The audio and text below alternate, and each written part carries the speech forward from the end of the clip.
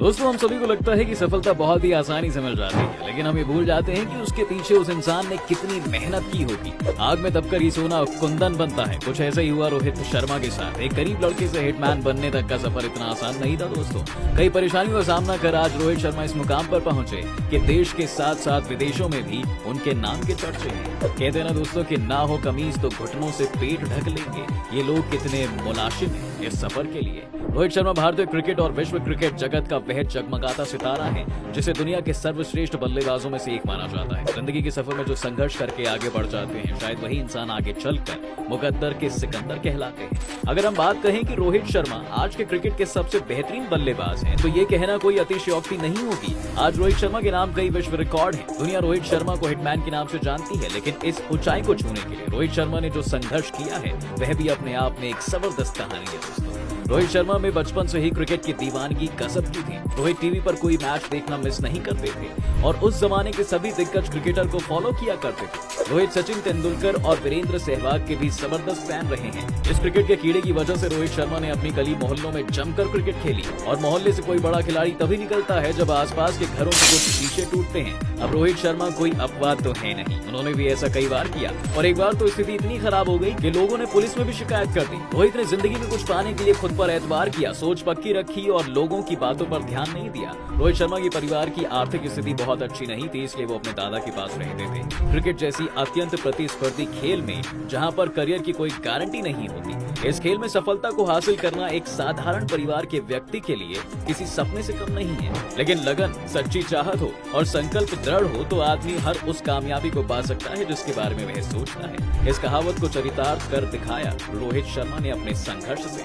दोस्तों, उदास कर देती है हर रोज ये शाम कि ये मंजिलें कितना और तड़ पाएंगी। रोहित शर्मा अपने संघर्ष के बारे में कहते हैं कि उनके पास एक ही बैट हुआ करता था जिसको वो बहुत ही संभाल कर रखते थे। कभी कभी तो बैट टूटने के डर से वह गेंद को अपने ऊपर ले लेते थे। रोहित शर्मा भी शुरू में क्रिकेट का सामान खरीदने के लिए काफी परेशान रहा करते थे। रोहित शर्मा सिर्फ इसीलिए कई बार शॉट मारने से बचते थे कि कहीं उनका बैट न टूट जाए। दोस्तों, गरीबी की दलदल से ही रोहित शर्मा जैसे महान लोग निकलते हैं। हद है शहर से निकली तो गाँव गाँव चली, कुछ यादें मेरे संग पाँव पाँव चली। सफर जो धूप का किया तो तजुर्बा हुआ, वो जिंदगी ही क्या जो छाँव छाँव चली। दोस्तों, रोहित बचपन में एक गेंदबाज बनना चाहते थे, जिस वजह से वो 8वें नंबर पर बैटिंग करने आते थे।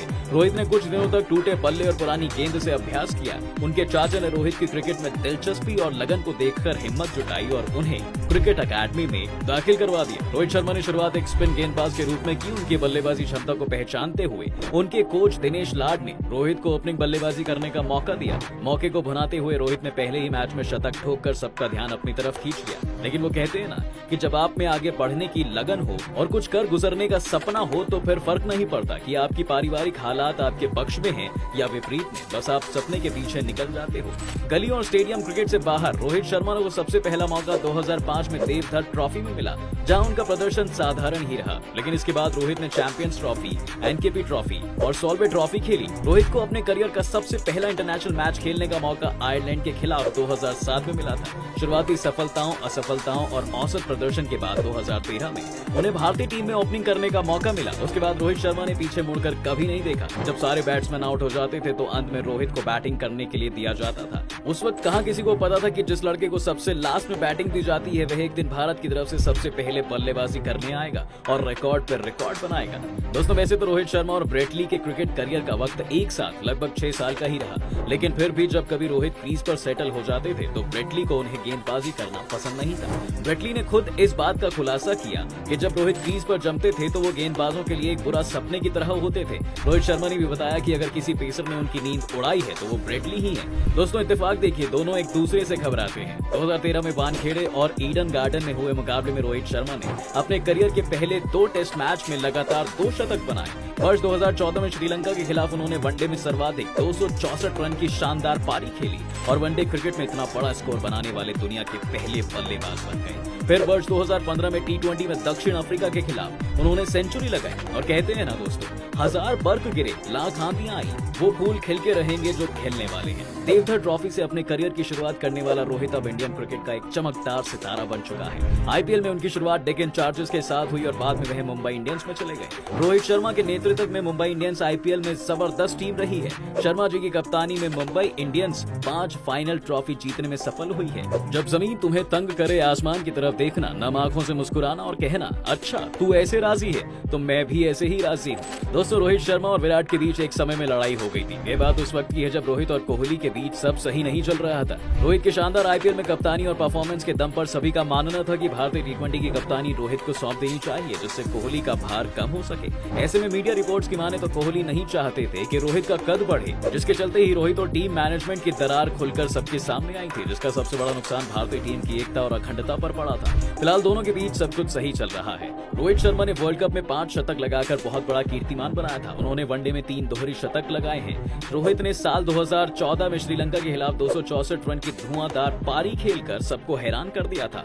वनडे क्रिकेट में किसी बल्लेबाज द्वारा खेली गई सबसे बड़ी पारी है। अपने इस रिकॉर्ड तोड़ पारी में रोहित ने 173 गेंदों का सामना किया था और 33 चौकों के साथ 9 छक्के ठोकने में सफल रहे थे। रोहित शर्मा इंटरनेशनल क्रिकेट में एक साल में सबसे ज्यादा छक्के जमाने वाले बल्लेबाज भी हैं। दोस्तों, रोहित शर्मा ने साल 2019 में इंटरनेशनल क्रिकेट में कुल 77 छक्के लगाए थे।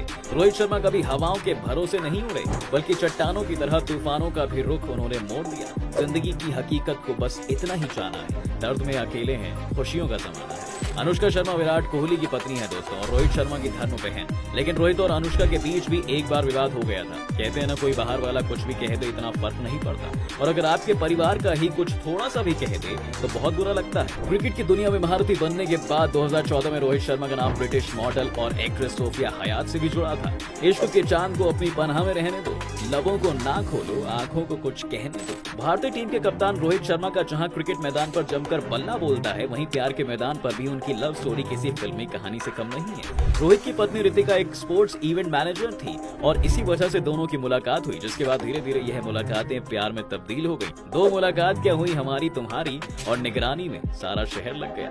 दोस्तों, रोहित शर्मा ने रितिका को आईपीएल के वक्त बॉलीवुड स्टाइल में प्रपोज किया था। वो रितिका को बोरीवली स्पोर्ट्स ग्राउंड में ले गए और वहां रितिका को प्रपोज किया था। कहा जाता है कि रोहित घुटनों के बल बैठ गए थे और अंगूठी लेकर रितिका को शादी के लिए प्रपोज किया था, जिसके बाद रितिका ने तुरंत रोहित के प्रपोजल को एक्सेप्ट कर लिया था। रोहित और रितिका ने 13 दिसंबर 2015 को शादी की। उनकी शादी में क्रिकेट, बॉलीवुड और व्यापार जगत के सभी दिग्गज शामिल हुए थे। शादी के 3 साल बाद रोहित के घर एक नन्ही परी ने जन्म लिया, जिसका नाम उन्होंने समायरा रखा।